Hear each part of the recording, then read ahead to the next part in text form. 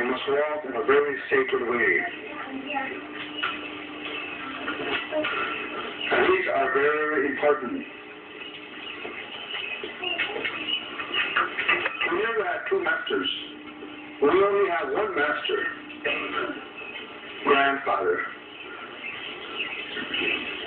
But since the United States government come to this Western Hemisphere, we have two masters. So we are confused who to believe, where to believe. But remember, who was born to be a red man, and who was born to be a nation. And the reason for Dennis Banks and Clyde Belvoir to be part of the formation of the movement was they were in prison. And they saw the racism going on right in the prison. There was no religious freedom rights. And so I think they came out of the prison, the institutions, with a determination to change what they had experienced. And I kind of chaired the first meeting, saying that we had to do something about the police brutality, about the slum housing conditions, high unemployment that we're in, and the more we talked, the more people started to ask questions. And there was one guy out there in the audience who was saying, well, what kind of action are we going to do?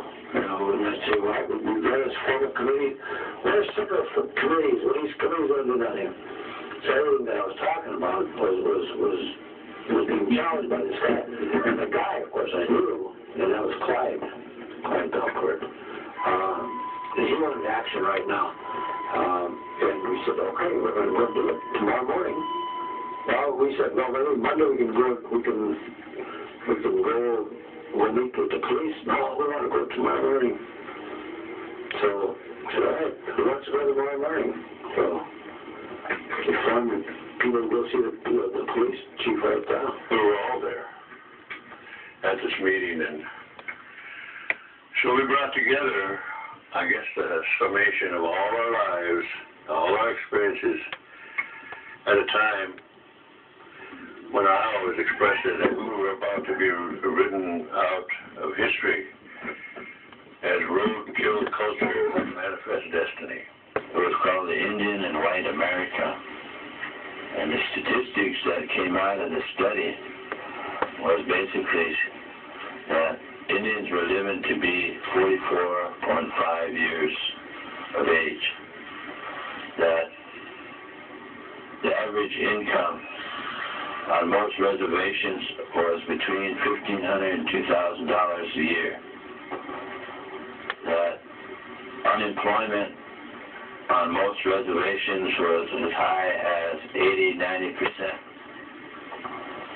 The housing that I think at the time 40% of the American Indian housing didn't even have electricity nationally, and some reservations was higher than that. The Dene Nation in particular, Navajo. The educational level of attainment for Indian students was 8.5 grades.